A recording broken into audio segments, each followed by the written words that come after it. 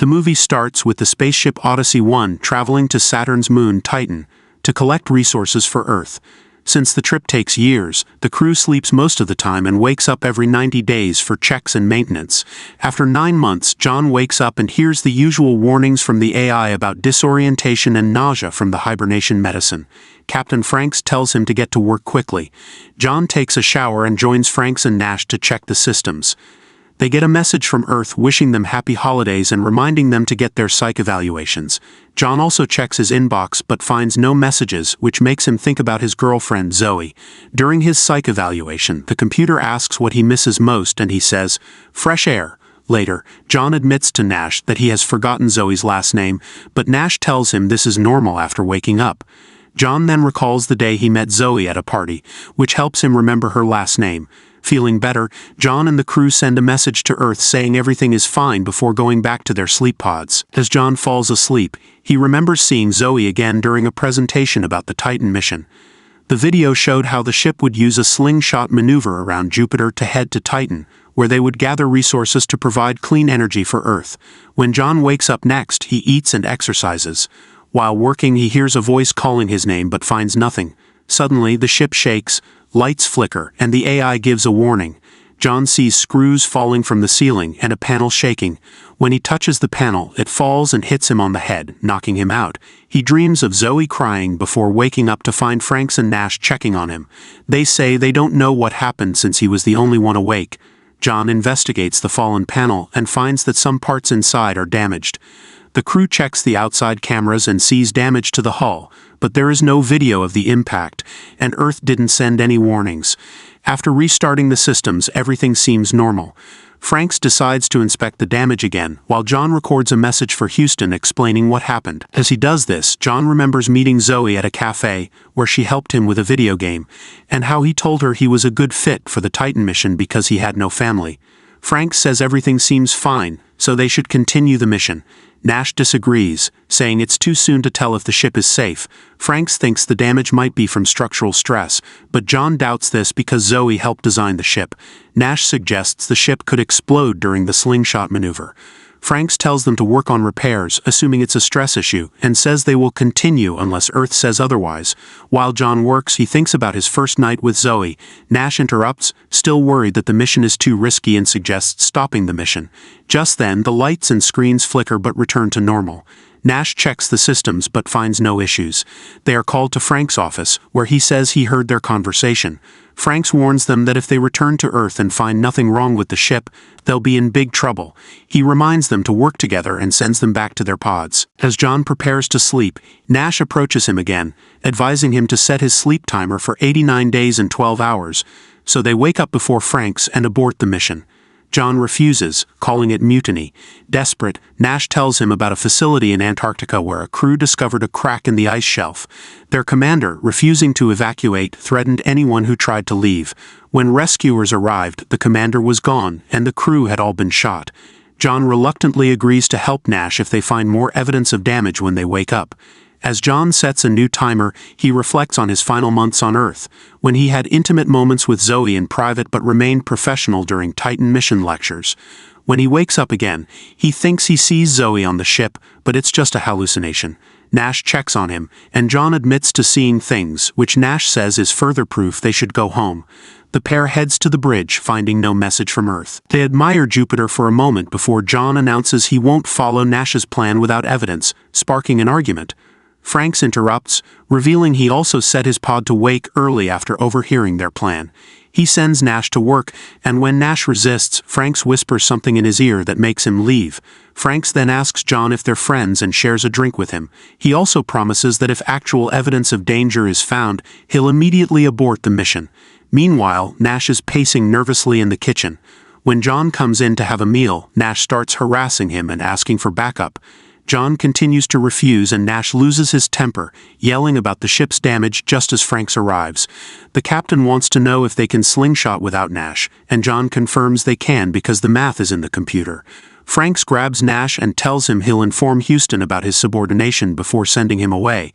Afterward, John goes about his day, still thinking of Zoe to the point where he needs to take a break to brood in a dark room.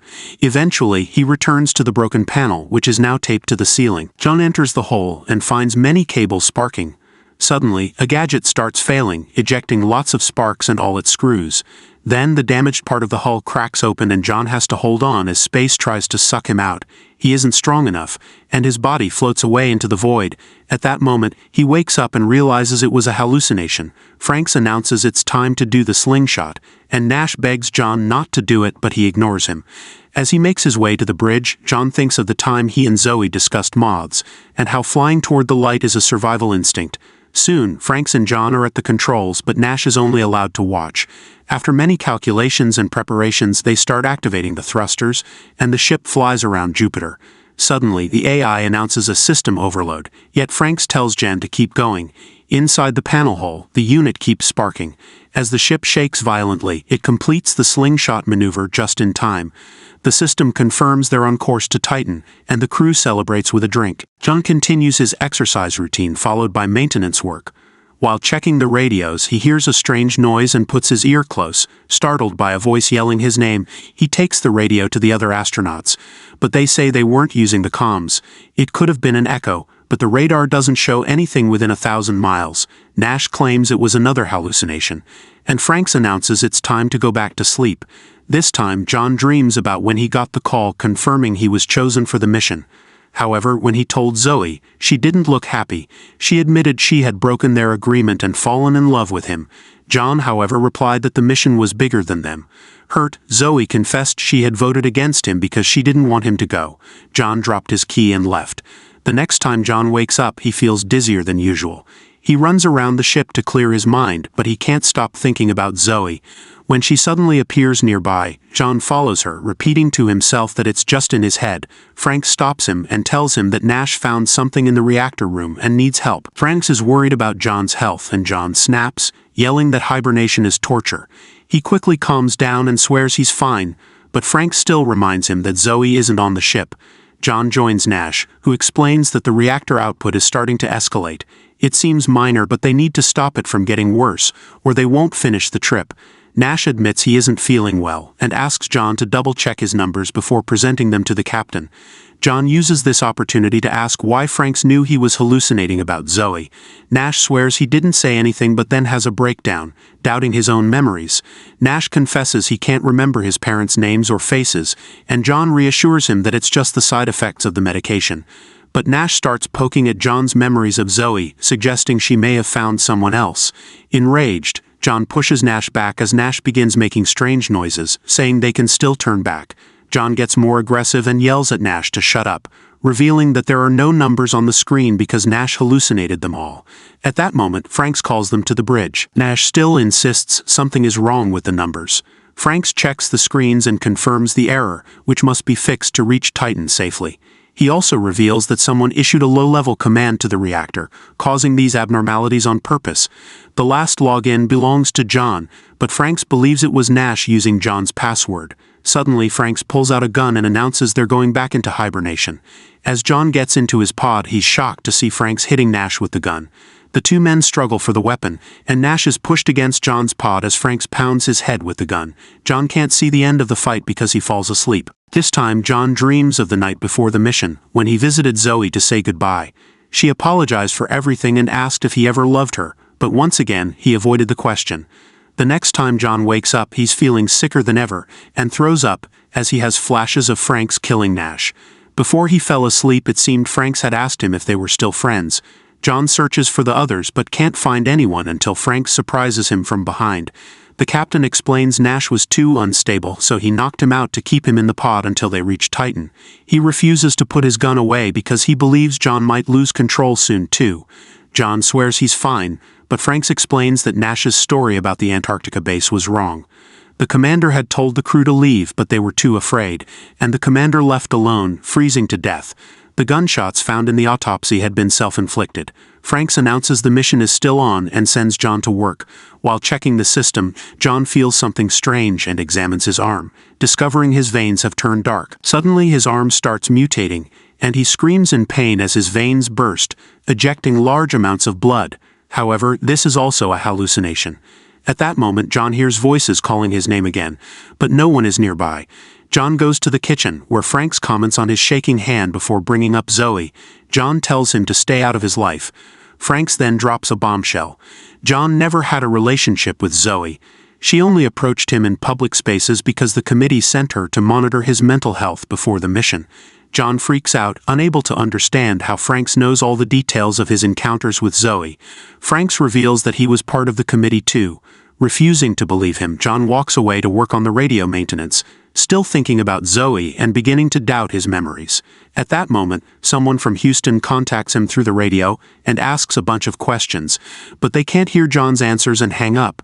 Then, Franks calls him to the bridge and scolds him for thinking he could contact Earth from this far away. He plays security footage to show John talking to himself and calms him down by showing how far they've traveled through space. Determined not to go into hibernation again, John locks himself in another room before Franks can follow, demanding to see Nash. The movie continues with Franks telling John that he can't interrupt the sleep cycle, but he promises to take him to see Nash. However, when John opens the door, Franks suddenly pushes him against the wall, threatening to kill him if he doesn't go back to sleep. Remembering what happened to Nash, John fights back, and the two struggle for a gun.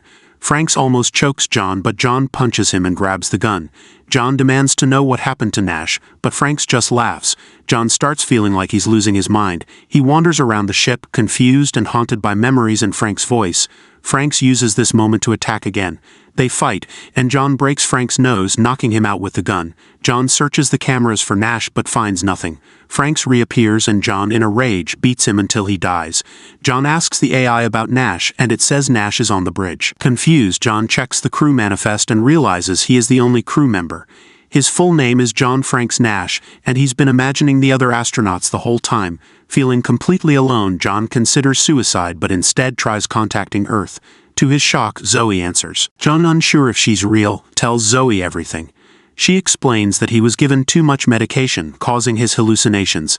Zoe then reveals the biggest twist. The ship never left Earth. John fell asleep before the launch and has been in a training facility in New Mexico, buried underground to test how long isolation would affect him.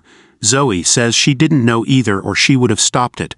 John argues that he saw Jupiter and the slingshot maneuver, but Zoe explains that it was all a simulation.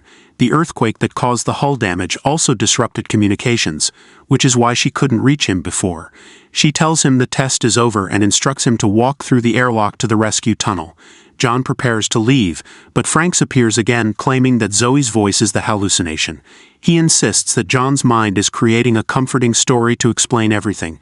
John refuses to believe him and opens the airlock, saying he just wants to go home. As Franks walks away, John tells Zoe he loves her, and the AI opens the final door. Outside, John sees the underground tunnel and the fake ship above him. He hears voices and machines digging into the ground to rescue him. He climbs a ladder and yells for help. Suddenly, a light flickers, and when John touches it, he remembers a conversation about moths and light. In the end, John realizes he truly is in space, and his body is ejected into the void. Thanks for watching. Don't forget to subscribe. See you in the next video.